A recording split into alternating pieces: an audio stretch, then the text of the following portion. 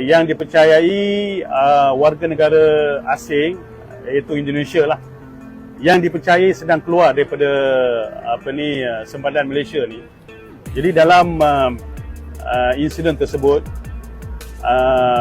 pihak APMM pun ada membuat laporan polis yang menyatakan mereka telah diserang. Klaim polisi Malaysia yang mengaku diancam parang oleh korban Basri dan 4 temannya terbantahkan dengan hasil penyidikan atas Polri di Malaysia.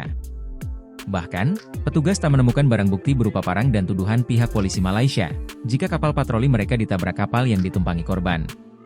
Atas Polri di Malaysia, Kombes Pol Juliarman Pasaribu yang mendapatkan keterangan dari korban mengatakan, 5 WNI ini hendak pulang ke Indonesia secara ilegal lewat perairan Selangor menggunakan kapal.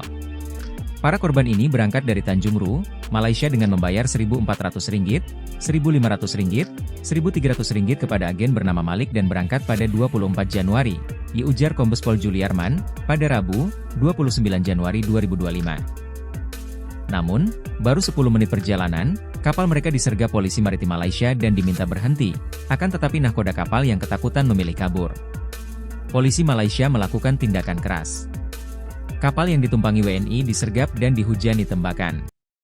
Seorang WNI bernama Basri meninggal dunia. Sementara 2 korban lainnya selamat usai menjalani operasi. Namun Kepala Kepolisian Selangor, Malaysia, Komisaris Jenderal Polisi Hussein Omar Han, pada Sabtu, 25 Januari 2025 menyatakan dengan versi berbeda. Menurut dia, bermula dari anggota kapal Badan Penegakan Hukum Maritim Malaysia di Tanjung Ru, Malaysia melakukan patroli dan melihat ada kapal yang dicurigai. Petugas meminta mereka berhenti, namun ditabrak, bahkan ada beberapa WNI menganam pakai parang. Polisi Malaysia merespons dengan lepaskan tembakan dan kapal berisi itu melarikan diri dalam kegelapan.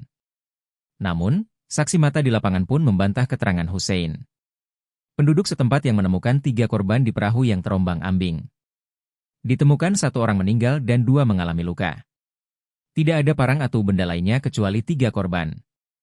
Kementerian Luar Negeri melalui Direktur Perlindungan WNI, Jude Nugraha mendesak pihak Malaysia jujur dan transparan sera melakukan investigasi. Sebab, 2 korban yang selamat, menyatakan tidak ada perlawanan dengan senjata tajam.